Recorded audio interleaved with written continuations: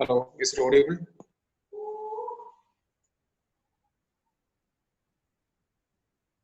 Hello, hello.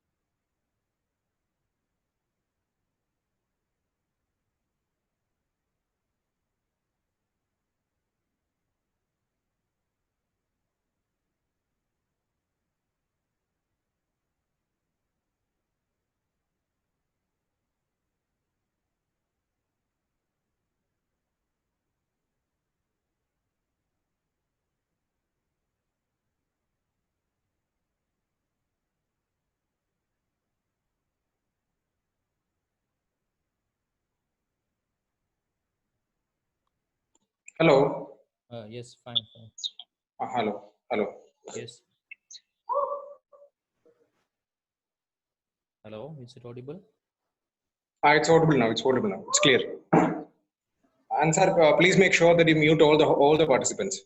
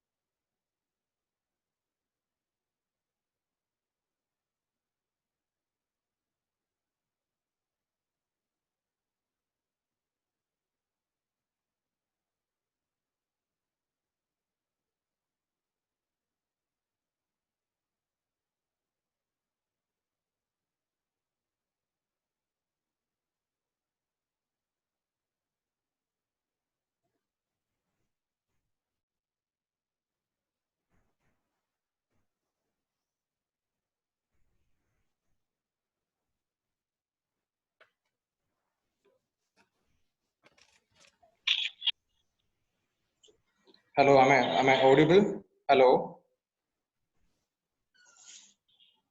Hello? Yes, audible.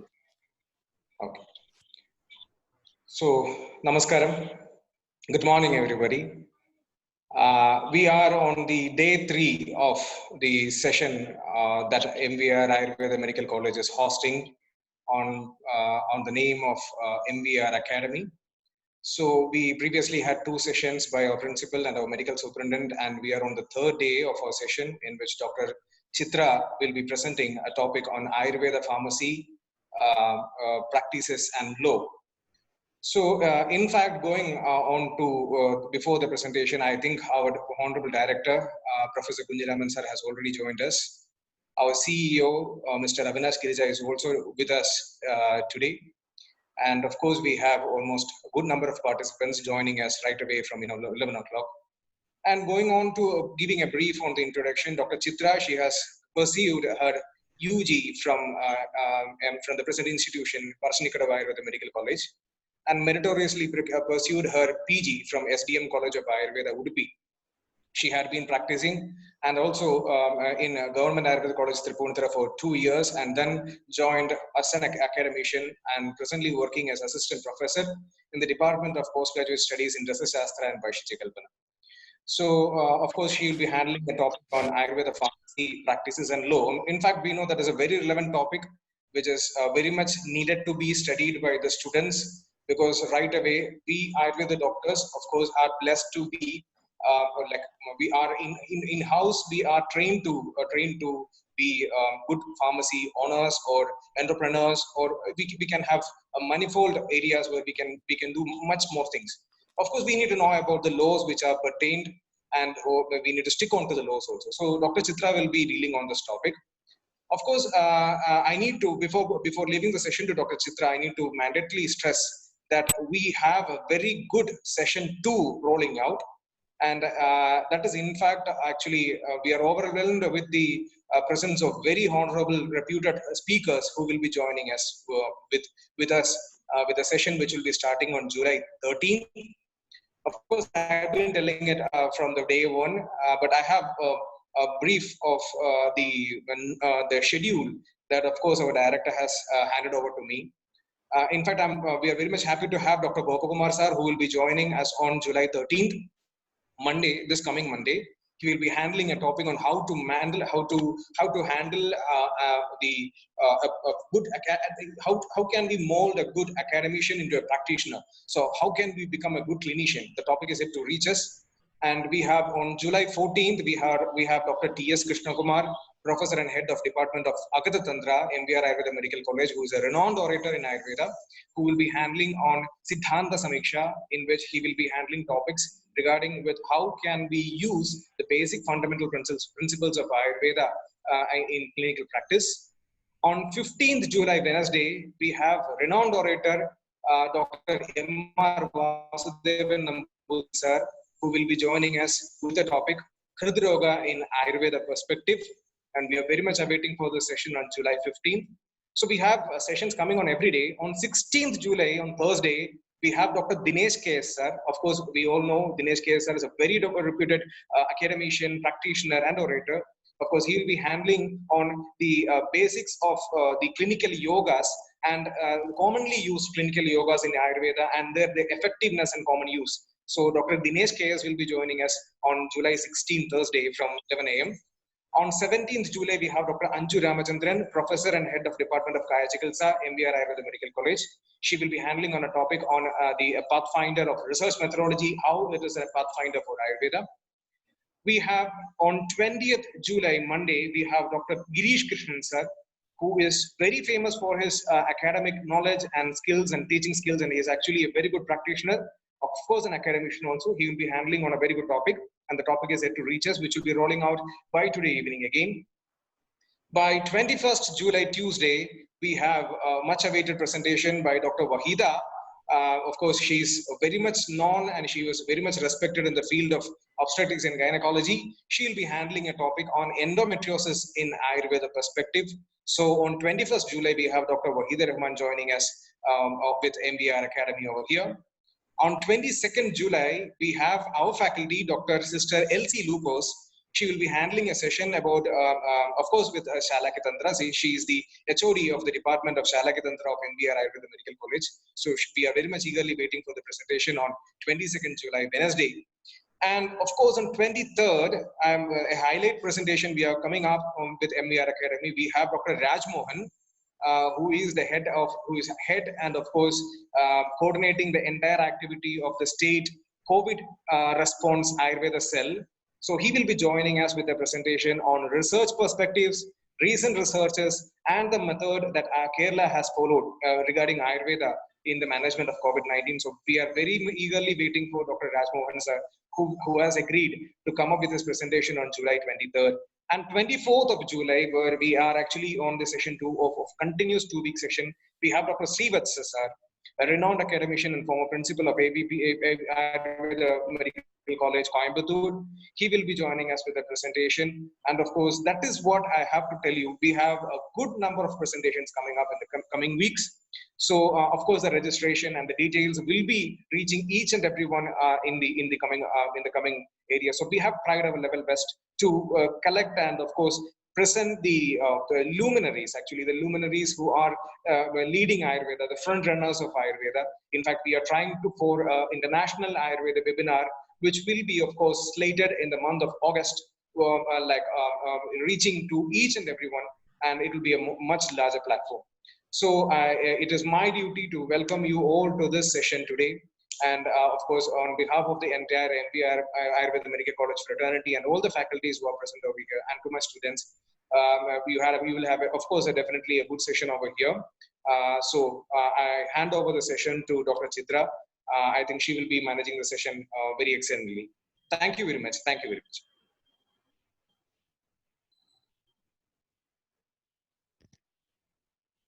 I hope I am audible. Hello. Yes, you. Yes, ma'am. Okay, thank you. Thank you, Dr. Vinay George, for that introduction. Respected MD and correspondent of MVRMC, Professor E.K. Kunjaraman sir, Principal MVRMC, Professor Dr. Muralidharan A.K. sir, the key coordinator MVR Academy Webinar Series, Dr. Vinay George.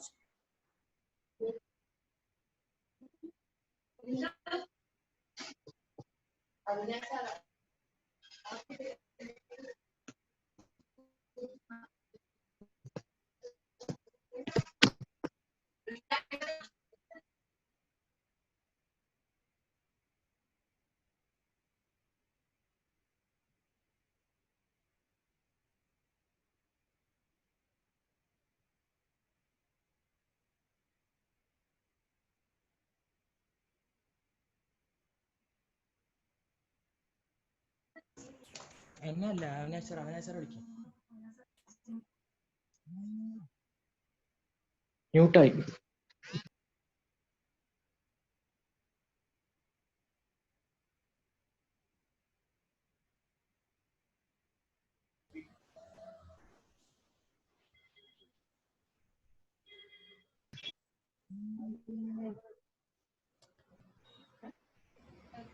Am I audible now? Yes, you are audible. You are audible. Please continue.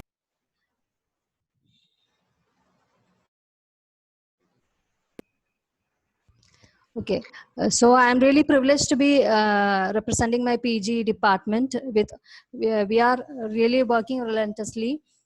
So we are coming across many areas. Being a RSBK PG holder, we are coming across many areas in medicine pharmaceutics where we have to be very vigilant. Otherwise, we will be under the hook of rules.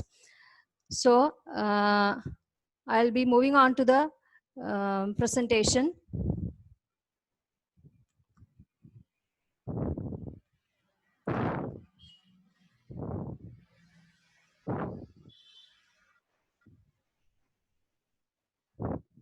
Okay, the topic of consideration today, I hope the screen is being shared. Okay.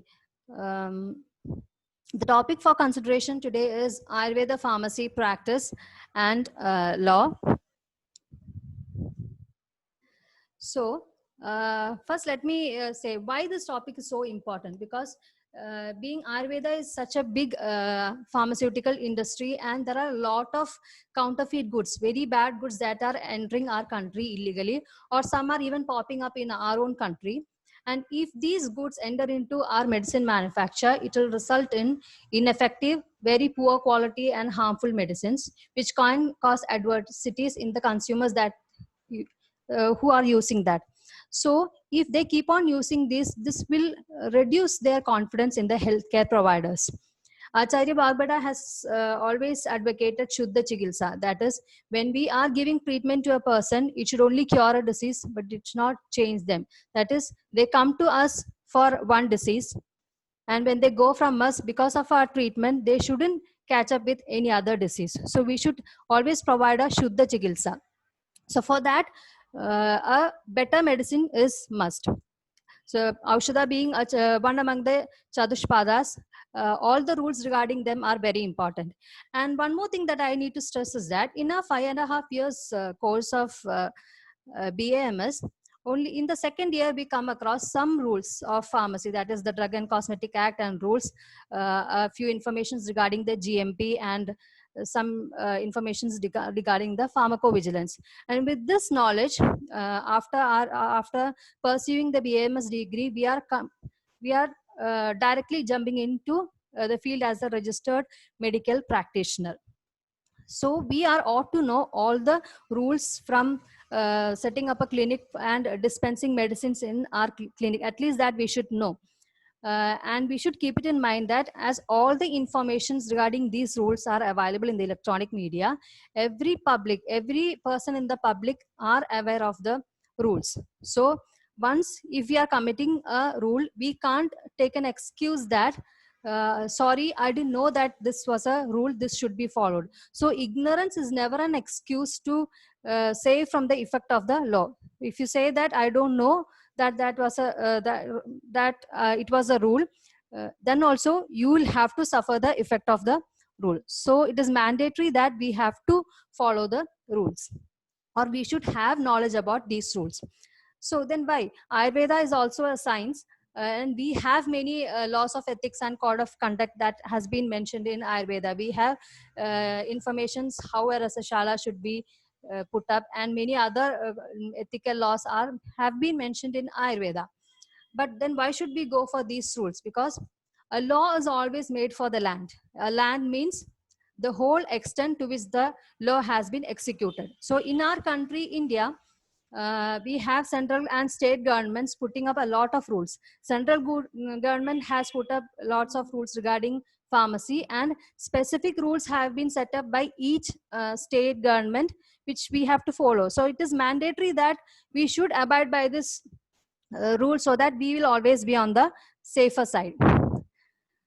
So now we have to see what are the areas that we have to be vigilant when we are dealing with the medicine manufacture. Right away from the selection of raw material until patenting or importing or exporting, we have to be very vigilant.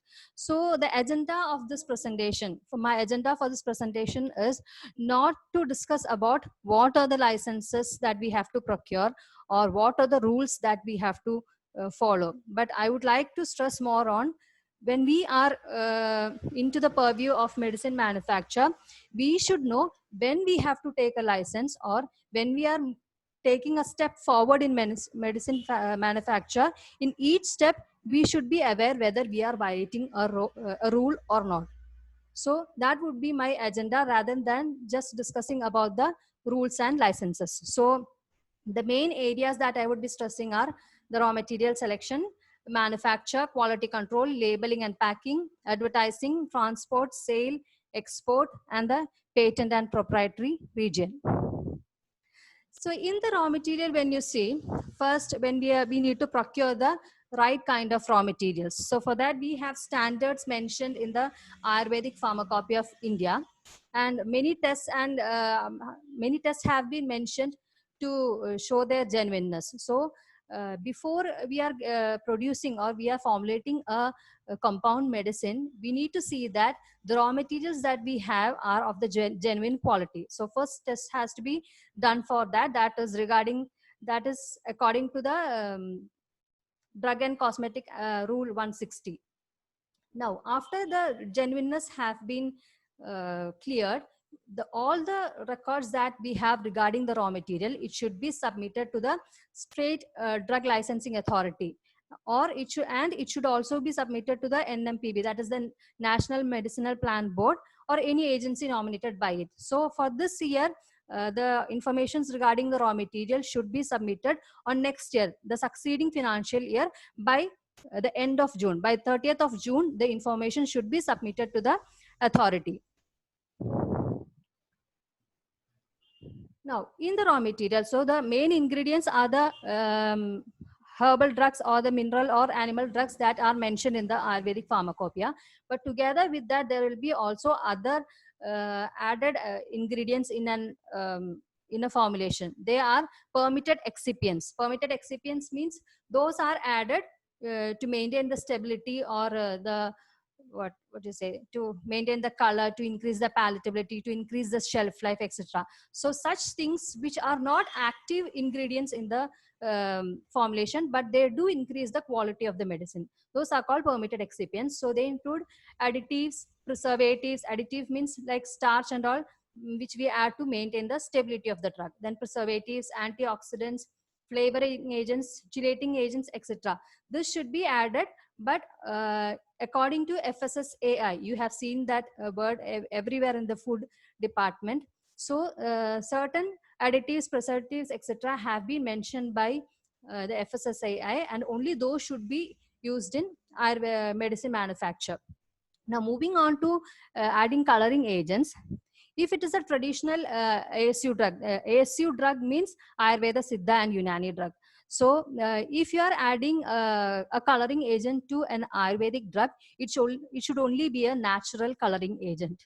And the permitted colors which are mentioned in FSSAI can be used only for the proprietary ASU drugs. So natural coloring agents for traditional medicine and for proprietary or patent drugs, the permitted colors may be used, and if they are being used in the labeling, it should be properly mentioned with the correct quantity in which they are added. It should be mentioned on the labels.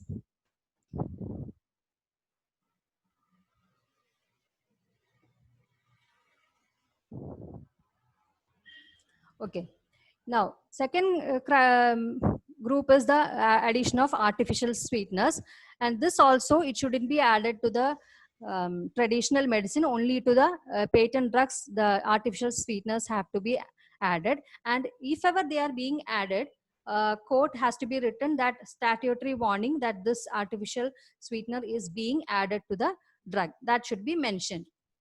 And as per the US FDA, it had the recommended ADI. ADI means the adequate daily intake of these artificial sweeteners have been mentioned. The artificial sweeteners mentioned are sucralose, aspartame, saccharin, etc. So according to US FDA, the recommended adequate daily intake is 15 milligram, 45 milligram, etc. But when we are using it in the ASU patent drugs, only 1/3 of this is permissible. Above that, you can't use the artificial sweeteners. Above this level shouldn't be used. So it should be 1/3 of the ADI mentioned in US FDA. Now, that's all about the raw materials and other excipients that should be included in our ASU drugs. Now, moving on to the manufacture for sale. That is, we are manufacturing in a whole big amount for sale. So at first we need to see that when the manufacture will be prohibited. So if we know that early, we can correct all that and move forward. So let's see in which all instances manufacture of an ASU drug can be prohibited. So one is sale, or for if the drug is being manufactured for sale of misbranded, adulterated or spurious drugs. Misbranded means if it is being branded in some in the name of any other brand, like we know we have dairy milk chocolate. With the same name, rich milk has been come. So that is called misbranding. And adulterated means any spurious things are added into it. So if the manufacturing license is being applied for such sale of such drugs, it can be prohibited. And if it is for a patent or proprietary medicine, if it is devoid of proper labeling, the manufacture can be prohibited. And if the manufacture of any of the drug, if it is not, if it's in contravention or if it is not in par with the provisions of the rules of the country, then also the manufacture can be prohibited. And not only for sale or distribution, even for stocking or exhibit also, if the manufacture is not done if it is done in contravention of the act also, it can be prohibited. That is, if all the norms are correct, but it is is not in par with the rules of the country, it can be prohibited. And the next thing is, if you are taking license of a drug for one purpose, for say example, you say that is good for growing of hair, but actually it is not doing that purpose, it is being marketed for something else. So if that is the condition also, if the drug is not used for the purpose of license obtained, then manufacture can be prohibited.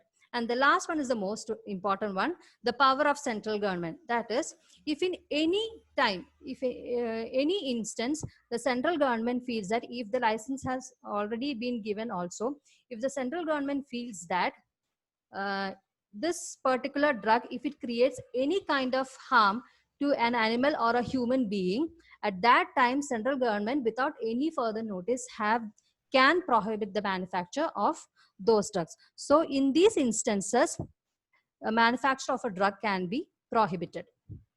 Now we are all dealing with licensing of ASU drugs. So something which is good for a registered medical practitioner is that if Vaidya, that of or an Ayurveda physician, if he is manufacturing a drug for the use of their own patients, that is, he's sitting in a clinic, and if he wants to dispense the medicine to his own patients, then a manufacturing license is not required. That is, the mandatory thing that has to be noted is, in his own clinic for his own patients, he can't manufacture and sell the medicine for the prescription given by any other doctor.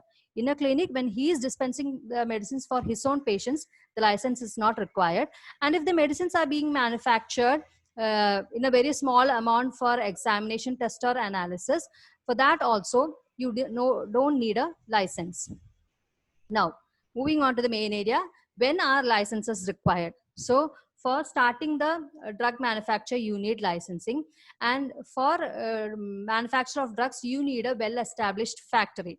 So in this, for getting certification for this factory, you need to fulfill some of the norms. They are called the good manufacturing practices, GMP of ASU drugs. So in drug and cosmetic rules, there is a schedule called Schedule T, which in which the norms that have to be fulfilled by a full-fledged factory has been given. So a factory has to be in par with the norms given by the GMP, so that the licensing authority will give them a certificate of award of GMP.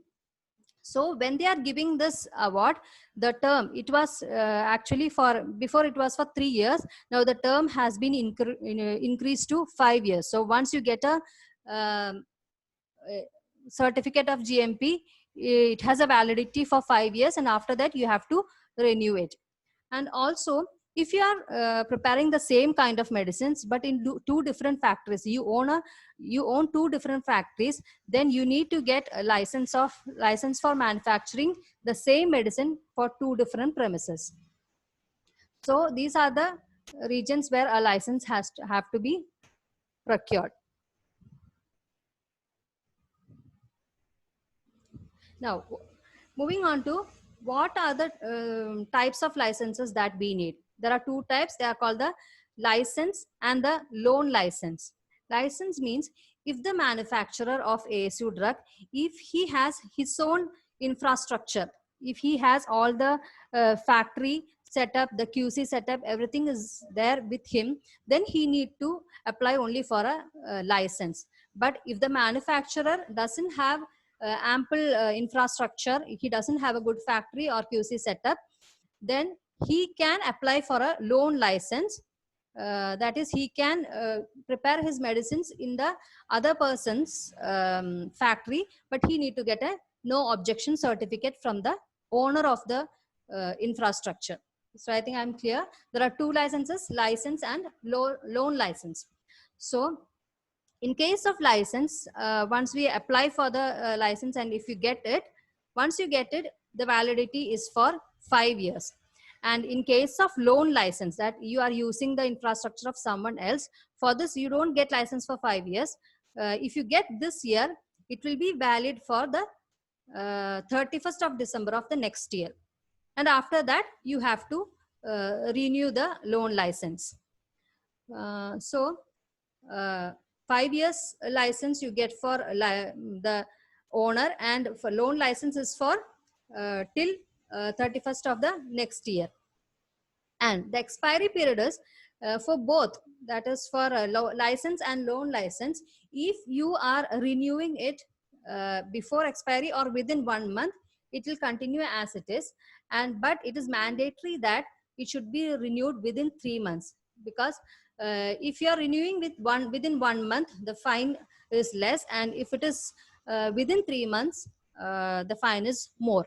And if both the license or the loan license are not renewed within this expiry period of 3 months, it will stay expired.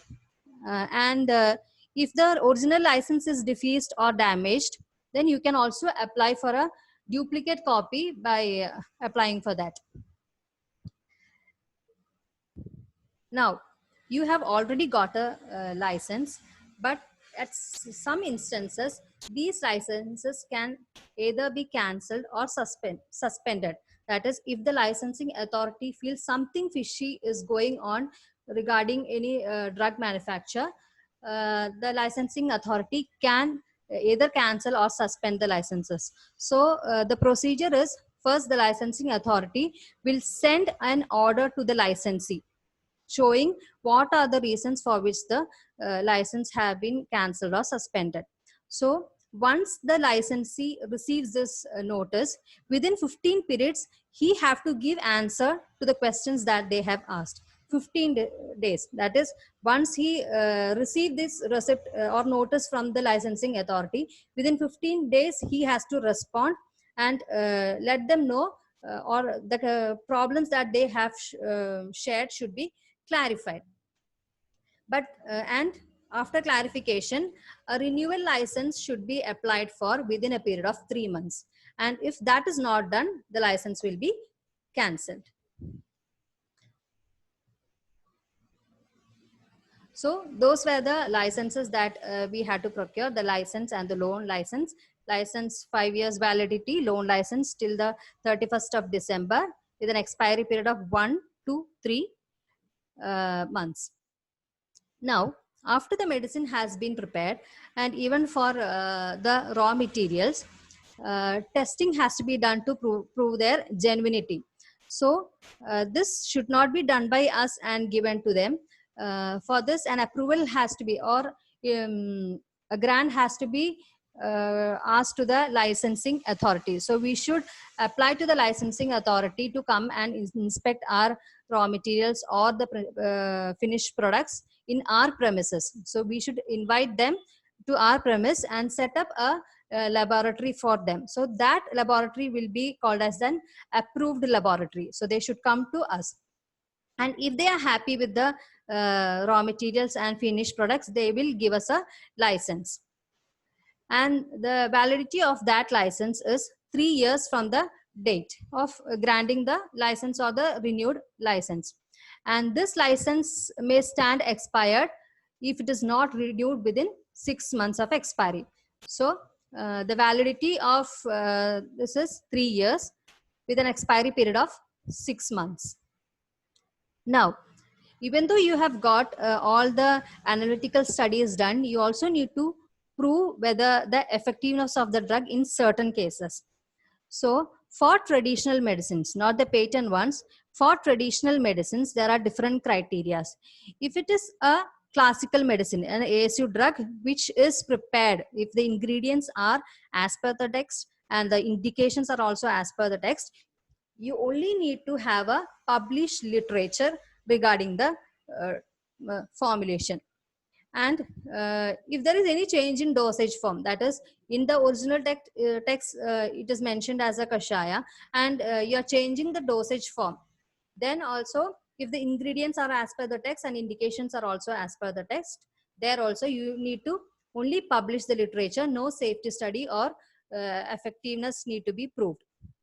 But the same Ayush ASU drug, if you are applying for a new indication, that is in the text, the ingredients are as per the text, but indication is not that. If the drug is mentioned for Kasa and you are saying that it is also good for Jwara, two things are necessary. That is, it should be published in a literature, and also the effectiveness of the drug should be proved. That is, if you say instead of Kasa, it is also good in Jwara, you should prove that it is good in Jwara. So a proof of effectiveness is required if the indication is changed. And another condition is if the classical medicine contains a Schedule E drug. Schedule E drug means certain poisonous drugs that are used in Ayurveda. So if our formulation contains any of the ingredients of Schedule E, even the ingredients are, if all the ingredients are as per the text and the indications are also existing, you need to go for a safety study. That is, toxicological study has to be done to prove that it is not harmful to the human beings. Then a published literature is required, and also you need to prove the effectiveness. So that was all regarding the manufacture of the ASU drugs. Now a bit regarding the spirituous preparations. So in Ayurveda, spirituous preparations means the asavas and arishtas, that is drugs which contain alcohol presence. In asavas and arishtas, we are not adding alcohol into it. They are self-generated alcohols. We all know, just like wine we prepare, the alcohol is self-made. We are not adding into it. So in an asavas and arishta, the permitted limit of self-generated alcohol is 12%. That the maximum limit is 12%. It should not exceed this limit. But there are some savings for this. That is in Karpurasava, Ahifenasava and Mrigamadasava, the alcohol content is increased. So the maximum size of packing of these three have been limited to 15 ml, and the dosage is also very less. And in case of Mrida Sanjeevani Sura and Mahadrakshasava, in spite of the 12% self-generated alcohol, here the maximum content of alcohol seen is 16%. So this is an exception. And here also the maximum size of packing for Mrida Sanjeevani Sura is 30 ml, and that for Mahadrakshasava is 20 ml. Now, Asava and Arishta is a burning area where we ought to have license, otherwise we can't practice. But there are some savings, that in some conditions you can use Asava and Arishta without a possession license. That is, if you're sitting somewhere, you can have a certain amount of Arishta and Asava with you. That is, in case of medical practitioners, if the practitioner is using the Arishta or Asava to his own patients in his own clinic, he is not moving to any other place, he is sitting in his clinic and he is dispensing it to his own patients, then he can keep nearly 25 liters. Before it was 5 liters, only 5 liters of Arishta he could keep, but after the amendments, it has been raised to nearly 25 liters. So for his own patients, without license, a medical practitioner in his clinic can keep 25 liters of Asava or Arishta. And a patient or any person with a prescription for personal consumption, that is if you have the prescription of a registered medical practitioner, he also can keep certain amount of Asava Arishta with him. So even without prescription, he can keep nearly 3 liters. 3 liters of each arista, but not exceeding. Altogether, it shouldn't exceed 4.5. This is for patients. Okay, any person can keep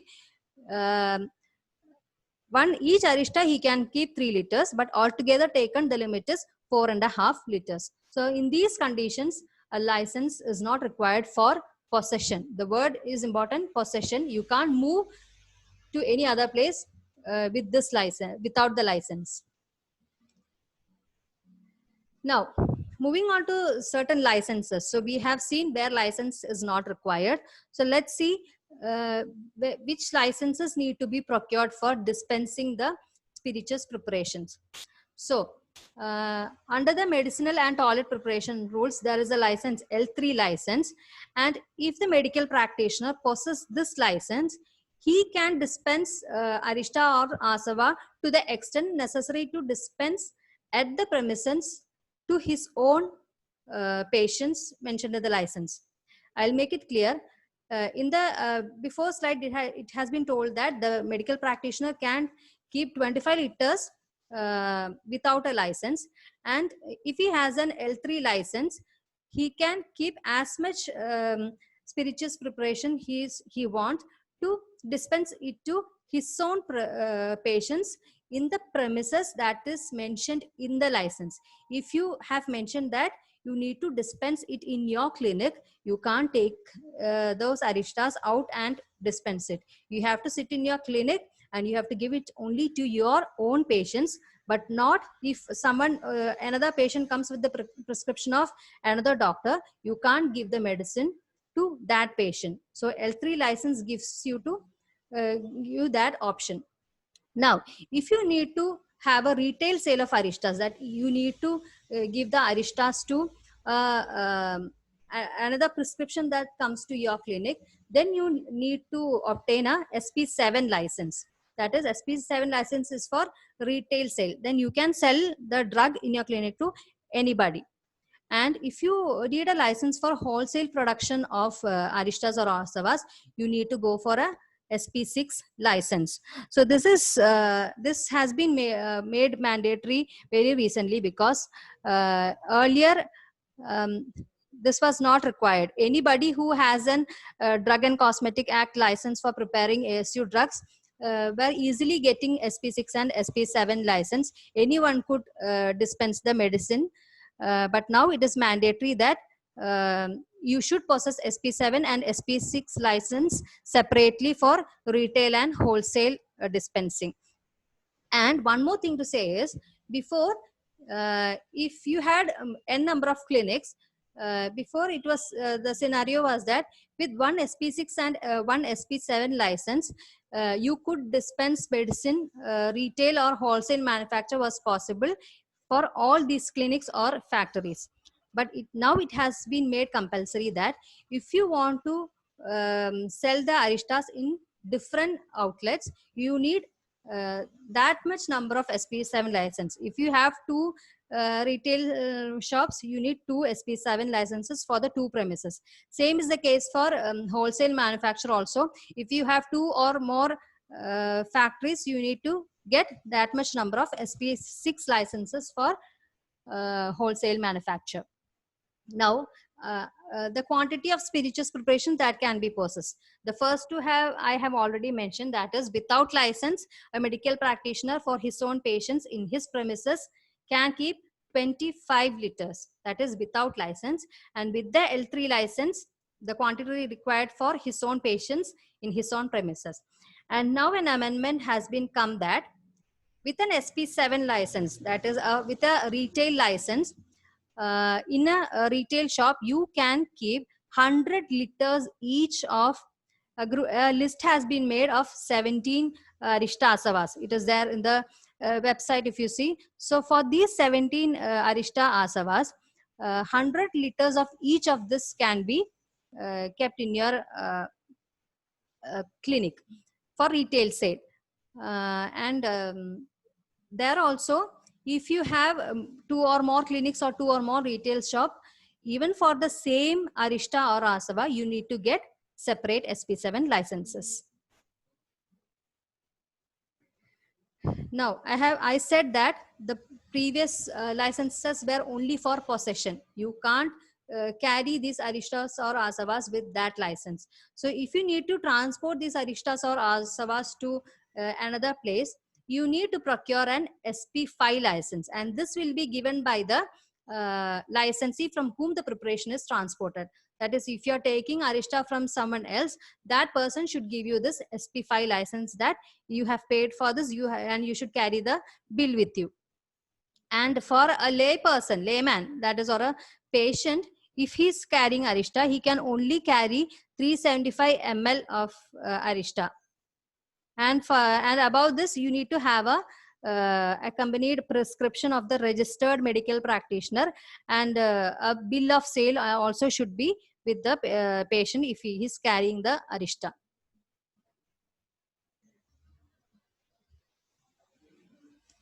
Now, moving on to the area of exporting of spirituous preparations.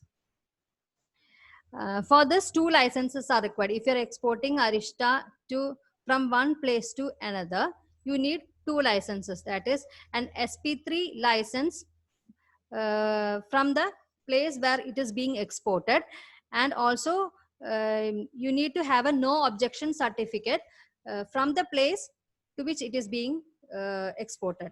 So SP3 license from which the export is made, and a no objection certificate from the place to which the export is to be made. So for export of spirituous preparations, these are the licenses. And in certain conditions, even for possession and dispensing, licenses are not required. That is, the health professionals like medical officers, health inspectors, health assistants, public health nurses, health visitors, midwives, etc. If they are attached to a hospital or dispensary of state or central government or local authorities or government, and even private hospitals or dispensaries, if they have approval from the excise commissioner, they can possess and dispense the medicine without a license. And also for the officers of veterinary department, that is regarding not the aristas and asavas, but for spirituous other alcoholic preparations, if they have, they can keep it without a license. Moving on to the sale of drugs, as mentioned before, just like for manufacturing to dispense to own patients, license is not required. Similarly, for sale also, you don't require a license when it is being given to your patients in your clinic. But if you're exporting a drug, you need to have a free sale certificate and a non-conviction certificate. So free sale certificate means that is a certificate where you are giving an assurance to the country where to which the drug is being exported, that this drug is freely being manufactured and sold in the mother country. That is where the preparation is being made, there it is being freely sold, manufactured and sold. There is no problem in exporting it. That is called the free sale certificate. And the non-conviction certificate is given to the manufacturer or the dealer. That is to prove that this manufacturer doesn't have any kind of conviction in any court of law, that he is not convicted for any cases. So these are the 2 certificates that you need to procure, and the state licensing authority will provide you with the free sale certificate and non-conviction certificate if you apply for that. Now, certain informations regarding labeling. Labeling you will all be knowing, because even in food packets, you see for the manufacturer, you do see for the expiry date, the manufacturing number, the lot number, everything will be there. So all this is mandatory for ASU drugs also. Some of them include the true list of all the ingredients, the form in which it is being added to the formulation, the part of the drug which is being added, and quantity of each of them. Each of the raw material should be mentioned in the labeling. And if it contains a Schedule E drug, that is, I told before that Schedule E1 means the poisonous drugs that are used in medicine manufacture. If it contains Schedule E drugs, it should be mentioned, and on the label it should be noted that caution to be taken under medical supervision. You would have seen that. And the name of the drug, the Ayurveda drug, whatever it is, that should be mentioned. The content, net content weight has to be written. On the packing also, the net content has to be written. The name and address of the manufacturer has to be written with his name, license number, the manufacturing license number, the lot number, everything should be distinctively written on the label. We do see for the date of manufacture of what, even for food we do see the date of manufacture and the shelf life period or the expiry date. So that has to be mentioned on the labeling. And if it is an Ayurvedic medicine, it should be written Ayurvedic medicine. That word has to be written.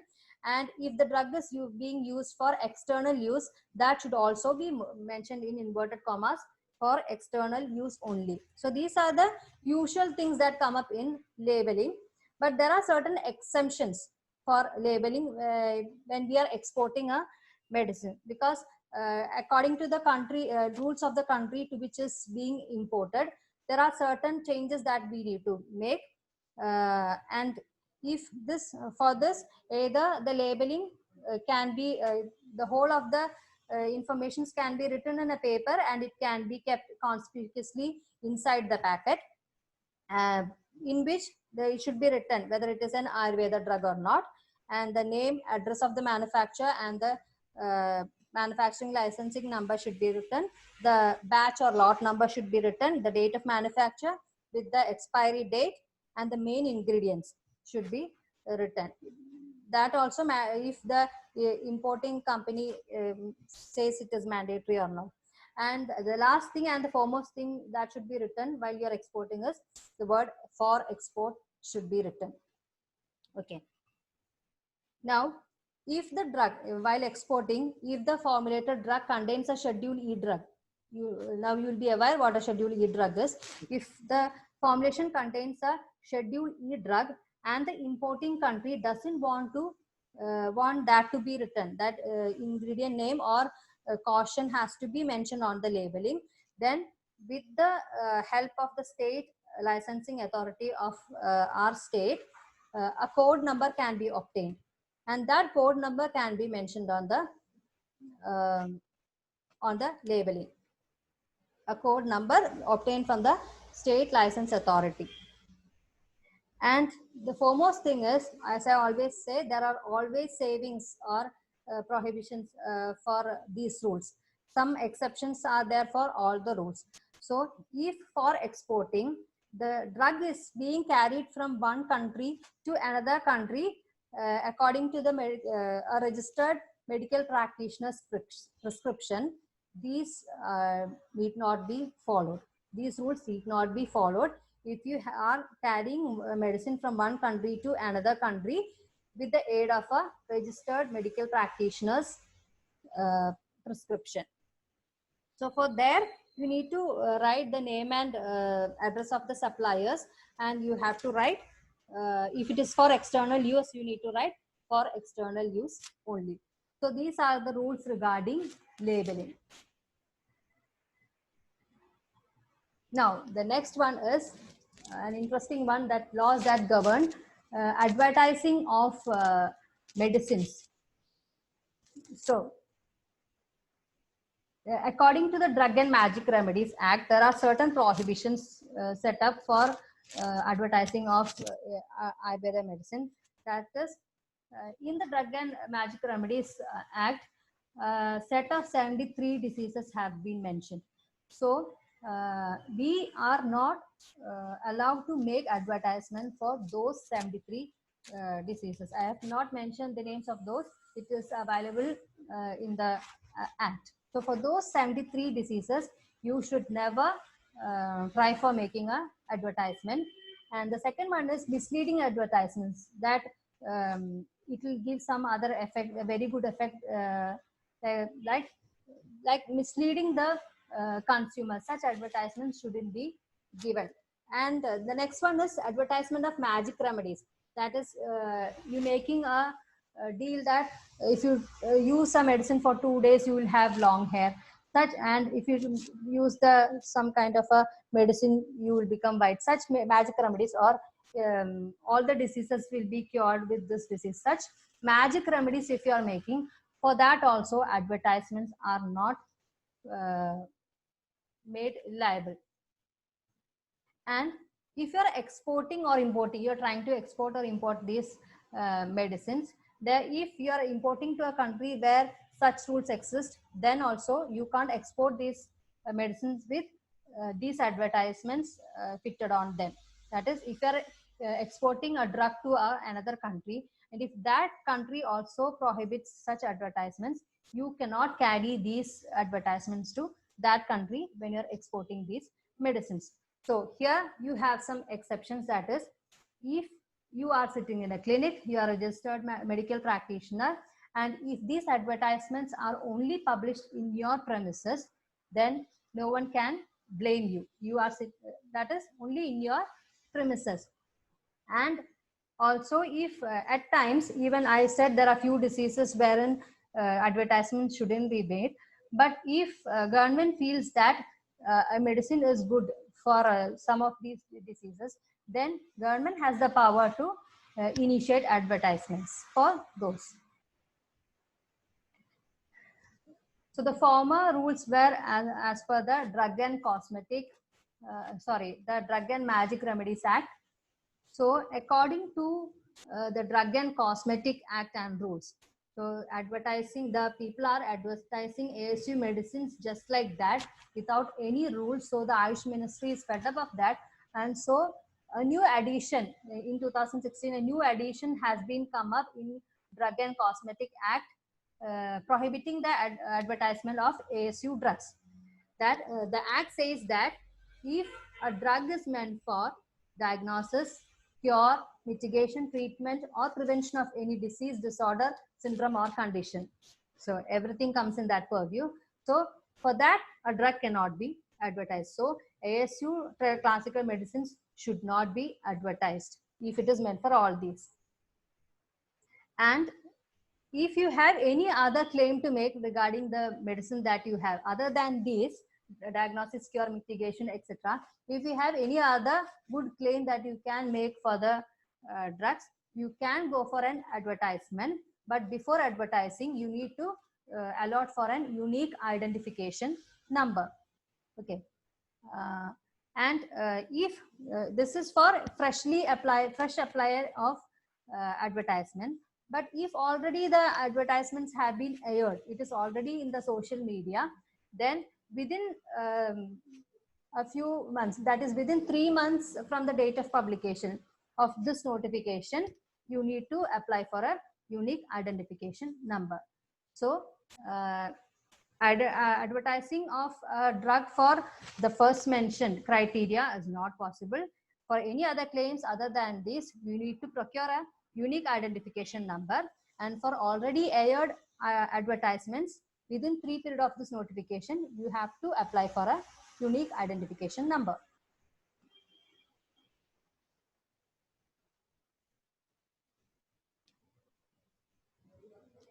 Now moving on to the next category, that is patent or proprietary medicines.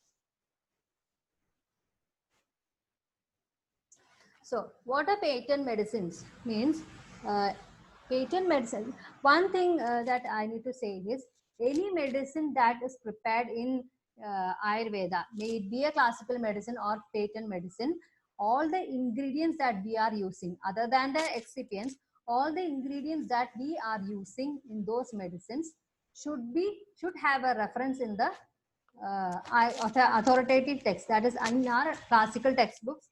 Those drugs should be mentioned. If that drug is not mentioned in our text, you get a wonder drug from any other country, and if that drug is not mentioned in our Ayurvedic pharmacopoeia, you cannot include that drug in our ASU drug or the classical drug or patent drugs. So that has to be kept in mind. And coming to patent medicine, a patent medicine should contain, so the patent medicine should contain only such ingredients that are mentioned in the authoritative text. but those medicines should not be intended for parenteral route. So enteral route means oral route, and any drug that is meant for a parenteral route cannot be patented. And any classical medicine that is mentioned as a formulation, if it is mentioned in an authoritative book, that also cannot be mentioned. They can be marketed in the same name as a traditional medicine, but you cannot take patent over a classical medicine. Okay, now there are three categories, and there are other categories on which you can take patents. They are positive health promoter medicines, that is Balya or Poshaka medicines, which are recommended for promotional and preventive health. For that, you can go for a patent. And for cosmetic drugs, that is Saundarya Prasadaka drugs, which are good for oral, skin, hair, and body care. For those drugs also, you can go for a patent. And for Aushadha Ghana, that is if you are taking extracts of a drug, whether it be dry or wet, in an aqueous or hydroalcohol media, for that also you can go for patenting. So it is mandatory that even if it is a patent, it should contain the drugs mentioned in first schedule. That first schedule means the classical textbooks of Ayurveda, and it can either be a health promoter, a cosmetic, or a medicinal plant extract. Now, when can be the patent drug manufacture be prohibited? That is, if all the true list of all the ingredients are not being mentioned in the labeling, if all the ingredients used for the preparation of that medicine is not mentioned in labeling, then the manufacture of such a patent drug can be prohibited. And in no case, the name of a classical Ayurvedic medicine can be used for a patent medicine. You need to search for another name. The name of classical preparations cannot be used for naming a patent drug. But here also there is an exception. If you are preparing a single drug, there you can use the classical name. That is, if you are preparing a single drug Gugulu, you need not go for any other name. You can go for Gugulu. And if you are preparing any other Vasha you can name it as Vasha tablet or Vasha churna. So for single plant ingredients, you need not fear from naming the classical Ayurvedic name. So for labeling, there are labeling of patent drugs. There are four criteria. The first and the foremost one is mentioning the true list of all ingredients with their botanical names, the parts used, the form in which they are used, and the quantity that has been added. So they are list of all ingredients with their botanical names, part used, and their quantity. Part and form used and their quantity. Now, with respect to patent also, we need to get license before they are being prepared. So they are, if the patent drug is as per the text, and the indication is also having a textual rationale, two things need to be done. As it is a patent drug, not a traditional medicine, you need a published literature of ingredients. That is, for that indication mentioned, there should be published journals supporting the quality of the drug. And also pilot studies have to be done to prove its effectiveness in the mentioned indication. So two things are required if the patent drug is prepared as per the text with the textual rationale. One is the published literature and a proof for effectiveness of the indication mentioned. Now, in case of Balya and Poshaka medicines and Saundarya Prasadaka medicines, you have, with the application of license, you need to provide a photocopy of the textual reference of ingredients used. That has to be provided. And if Schedule E drugs, if in the patent medicines, Schedule E drugs are mentioned, you should go for a safety study. That is, Schedule E drugs includes poisonous drugs. So to make it clear that it is not causing any harm to human beings, you ought to go for a safety study. And for textual indications, if these medicines, the Balya and Poshak medicines and the Saundarya Prasadaka medicines, used for a textual indication, then the safety and effectiveness study is not required. Now, moving on to the Ghana form, that is medicinal extracts, which are, there are two forms, the aqueous extracts and the hydroalcohol extracts. So, in case of aqueous extract, if it is as per the text, the ingredients and indications are as per the text, no proof has to be provided, you will get the patent. But the same aqueous extract, if you are patenting for a new indication which is not mentioned in the text, there you need to prove for effectiveness. As already said for classical medicines, if a drug is being used for a new indication, the effectiveness of the drug for that new indication should be proved. In case of hydroalcohol preparation with ingredients and indications as per the text, you need to have a published literature regarding the ingredients and also of the hydroalcohol preparation. And if the hydroalcohol contains ingredients which doesn't have a textual reference and it is being used for a new indication, you are formulating them, then you need to go for a safety study and publications are required, and you need to prove that the drug is good for the new indication. Okay. Now, other than hydro and hydroalcohol, there are many other medias into which the drug can be extracted. So, other than hydro or hydroalcohol extract, if it is prepared, then you should go for acute chronic mutagenicity and teratogenicity studies have to be. That is, you need to go for a safe profile study has to be done. Publications are required, and as per the indication that has been mentioned, you have to prove the effectiveness of the drug for that specific indication. I hope that is clear. Now, those were the rules that we need to follow regarding the manufacture, sale, patenting, export, everything. But if you are not following this, I am not explaining the penalty that is mentioned for each and everything. For not doing this or following these rules, for each criteria there are penalties.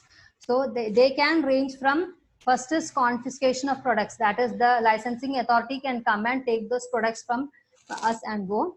And the second thing would be cancelling the licenses of manufacture or any other licenses. And above that is you will have to pay a fine. Before it was very less, it used to be 100 or 300 rupees, but now it has been very much increased. That is for not getting SP7 license and all, it is nearly 30,000 rupees you have to pay. And as for the prohibition of advertisements, as I said, if you are advertising your drug which is not in contravention, which is in contravention with the rules, you will have to pay nearly, for the first conviction you will have to pay nearly 10 lakhs rupees, and if you are repeatedly doing the same sin, then the same mistake if you are doing, you will have to pay nearly 50 lakhs for advertising.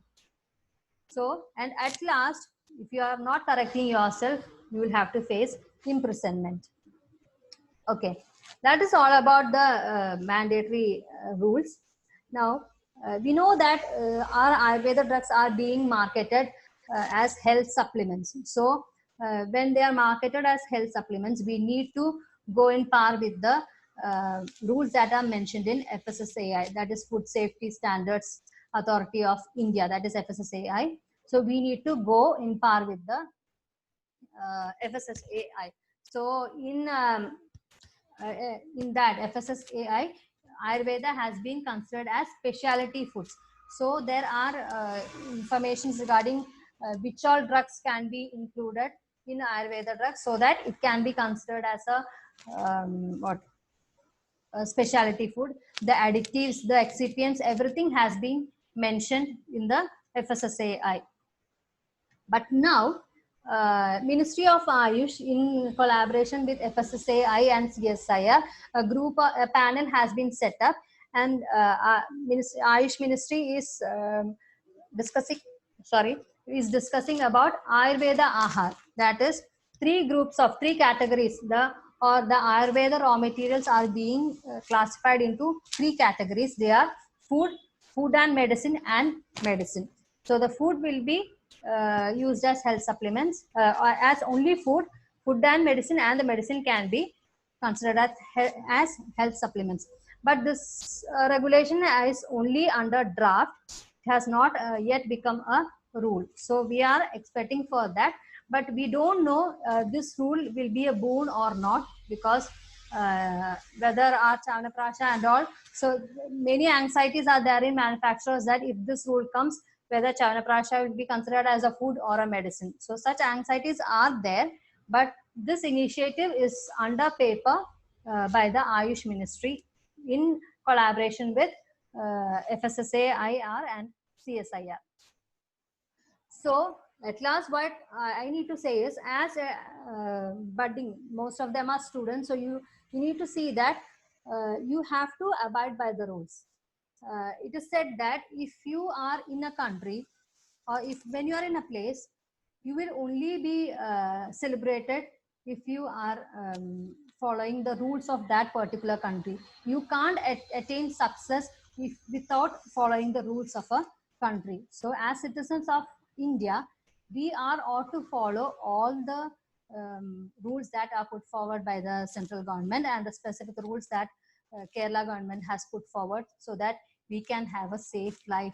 We don't have to be in front of run behind advocates to be plead for our release. So I would conclude that after all, that we are medical practitioners, we are healthcare providers. So providing health service at a time, it is a privilege that we are able to help somebody to be out of their sorrows. So it is a privilege, and at the same time it is a responsibility, because it is being done at the cost of life of an animal or a human being. An animal's life is also important. So healthcare service is a privilege and a responsibility at a time. So let's help in Srishti, not Samhara. Vaidyo Narayana Hari. Thank you all. That's all about my presentation. Thank you all for patient listening.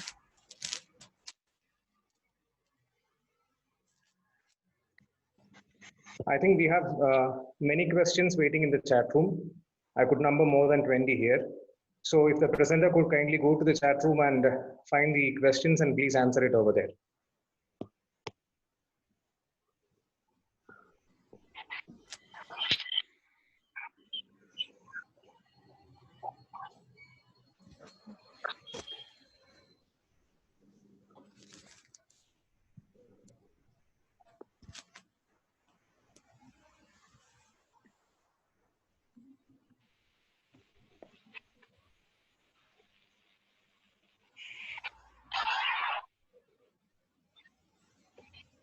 Dr. Chitra, should I need to read it for you? No, thank you. I can see them. Thank you. Okay.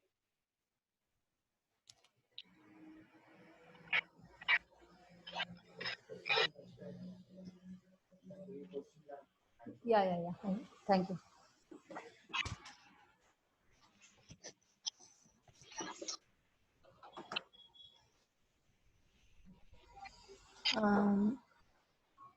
So the first question is, how can we manufacture and sell a new Ayurvedic medicine which is not mentioned in classical texts? Can you explain the rules and regulations regarding that? So a new medicine is a patent medicine. So here I can mention that about intellectual property rights. In intellectual property means, intellect means it is your own idea. So certain guidelines have been said that just by changing one drug from a formulation, you can't create a patent medicine. It should be a complete new invention. So the rules that are mentioned for a patent medicine holds good for the question that has been asked, because we have a criteria now that just by increasing or decreasing one or two medicines from the manufacturer, from the formulation, you can create a patent medicine. But now guidelines has been set. Maybe they'll come into action in few days. Maybe in a short time, not few days, in a short time that would also come. The guidelines are, you cannot just if a drug is in classical medicine, see, a group of drugs are called kasahara, means you are using it for kasahara, whether it be in kashaya form or in any other tablet form. If you are using it for the same indication, it is not a patent medicine. So as per the new rules that are going to come up, it should be a complete new invention. With the ingredients, you can take up many other ingredients and create a new drug, but it should be a new invention. I hope that is clear.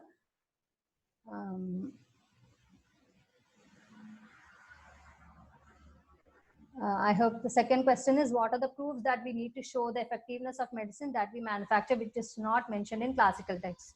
For them also, I think I have made it clear in the patent medicine section. That is, a patent medicine means it should have only ingredients from the first schedule, that is books, the authoritative books. And the three kinds are Balya and Poshaga, Samveda Sadhaga, and the alcoholic, the extracts, the Aushadha Khana. So for all these, to prove their effectiveness, the informations have been passed, I believe.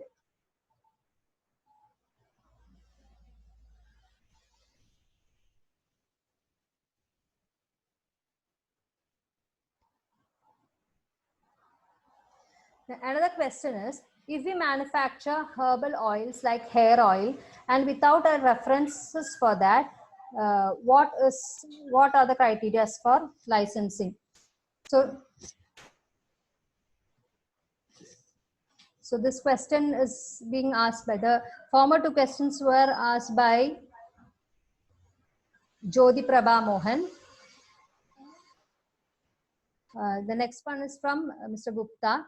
Though not medicine, some cleaning lotions advertisements show neem, tulsi, etc. as the highlights for their effectiveness. Is it permitted? So in this regard, you need to see the ingredients. Just being neem or tulsi doesn't make it an Ayush drug. It need to go in par with what are the things, that excipients that are being added into it. See, I would say the hand sanitizers that have come up these days. So some are marketing them in the name of Ayurveda drug. You can't do that because in these recent days, the licensing have been given under the considering it as a essential commodity. But there are chances that they will be included as a disinfectant because it is being useful for controlling infections. So here, cleansing lotions advertisements mean they can be considered as under Medical and Toilet Preparations Act of 1960. So according to that, according to the norms of that, you can prove their effectiveness. I hope that is clear.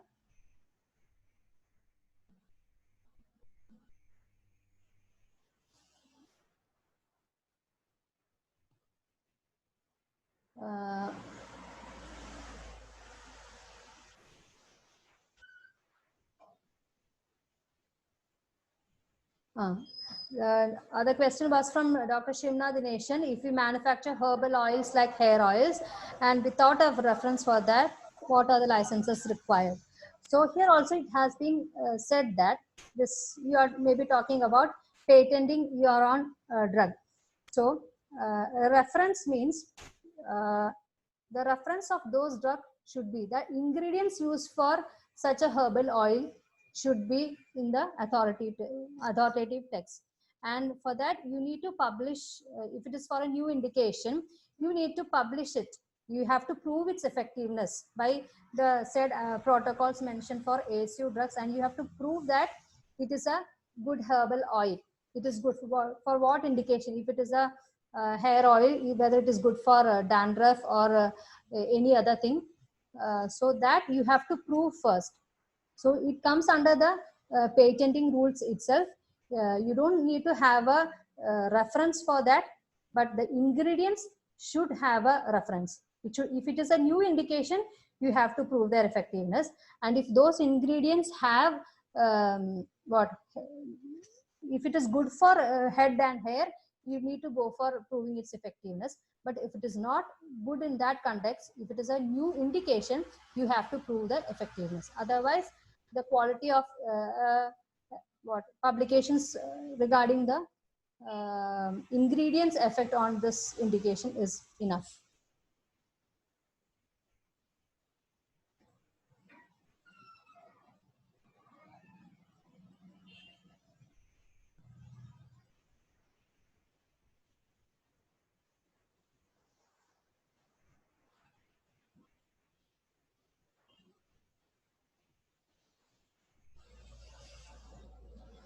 There is a question from Pavitra Jain.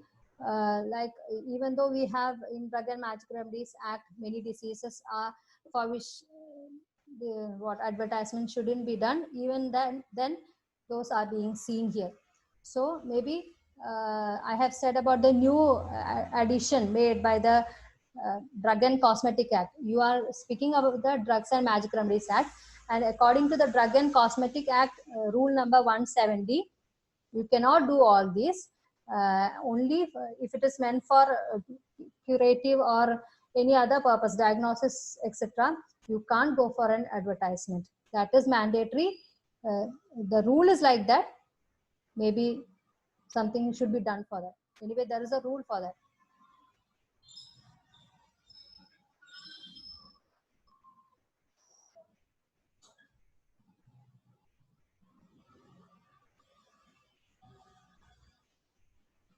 I hope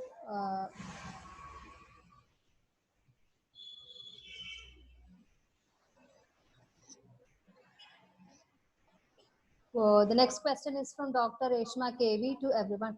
What are the things mentioned under proof of effectiveness? Proof of effectiveness is, for each indication, for each effect that you have mentioned, if it is good for wound redressal, you have criteria for that. For every disease or every disease condition, you have animal models. So either you have to prove that, or in clinics you can go for a patient's consent and do clinical trials and prove the effectiveness of the drug in that condition. So those are the proofs of effectiveness. Either you have to follow the ASU protocol for standardization of drugs to prove the effectiveness of the drug.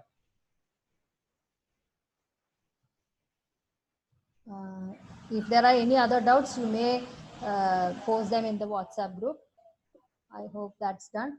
And I really thank the organizers and especially Punyaraman sir for letting me handle this presentation. Thank you. Thank you, Dr. Chitra. Of course, we had a very good session today, and we had a good number of participants, and the maximum number of participants have almost 290 something, 298. So I think Professor Kunjiraman sir, our director, is here with us today. I may please request our director, Professor Kunjiraman sir, to kindly speak a few words on the session, and we'll shortly overcome the session. Dr. Ansa, you may please connect to Professor Kunjiraman sir, please.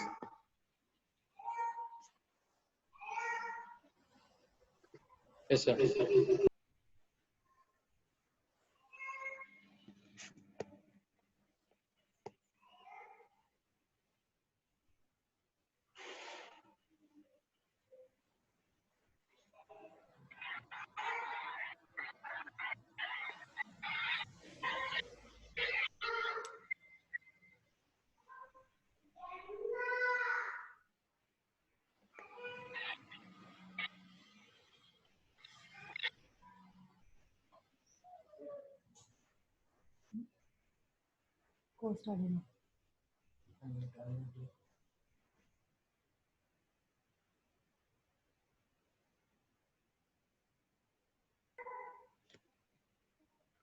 I think director is available, right, Ansar?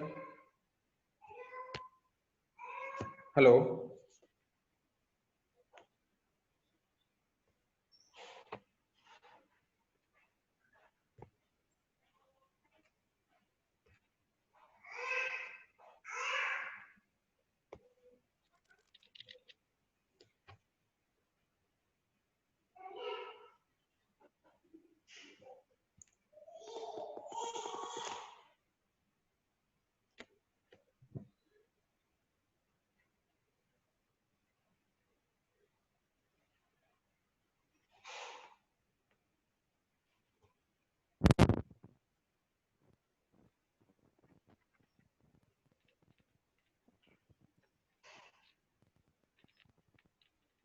It is not yet audible now.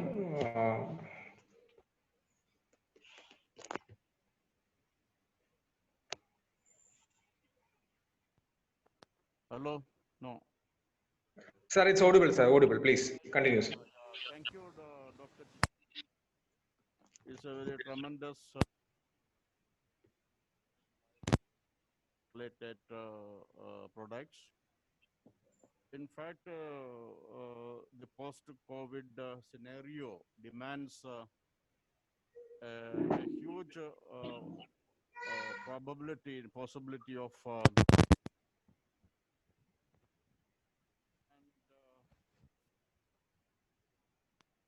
diversification of the herbal products. Even FSSAI has included Ayurveda in this product. Canada is having a large demand from that.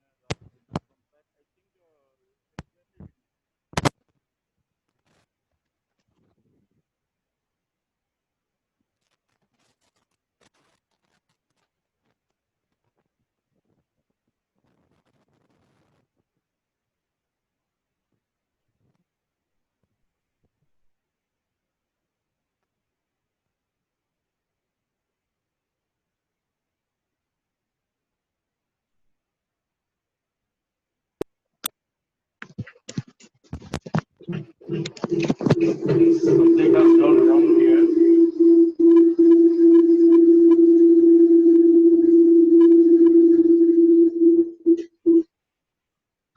You must speak. You must speak. Sir. Yeah, it's audible. Yeah. So you're speaking about the relevance of this diversification of the Ayurveda products and the conversion to the food products as the FSSAI. So all the newcomers or the entrepreneurs can depend upon the mandatory things, how to start an Ayurveda manufacturing company or run a clinic or a hospital whatsoever. And as far as AMC is concerned, we are diversifying our products. We have come forward with more plans of branding our products under MVR Ayurveda, not compromising the quality in that aspect. So thank you, Dr. Vinay George, for coordinating these sessions, and also Dr. Chitra for presenting a wonderful speech on this Ayurveda pharmaceuticals. Next days to come, as I was telling, we'll be presenting in the webinar very important experts and resource persons all over Kerala. I expect that all the participants can join in this. And MVR Academy is going to have many diversification projects in the field of interactive sessions, courses, coaching classes, training classes, skill development programs, etc., etc. And in the days to come, you can avail the details from our MVR Academy. And in August also, we are supposed to conduct international Ayurveda webinar. Already we are on the pipeline. So thank you one and all the resource persons and the faculties, and also all the participants who are a keen observer or viewer in this webinar. Thank you one and all. Thank you, sir. Thank you very much. Of course, we are concluding on time actually. By 12, we finished the session, and of course, we had a number of questions and everything is answered. Of course, this is what MVR Academy is always standing for, to reach to everybody. So, of course, I have detailed the further sessions. We will be telling about, and we'll be intimating with the brochure once the brochure is finalized by our director. It will be circulated in the every platforms available. The certificates are getting ready. We'll be mailing it to each and every person who have attended.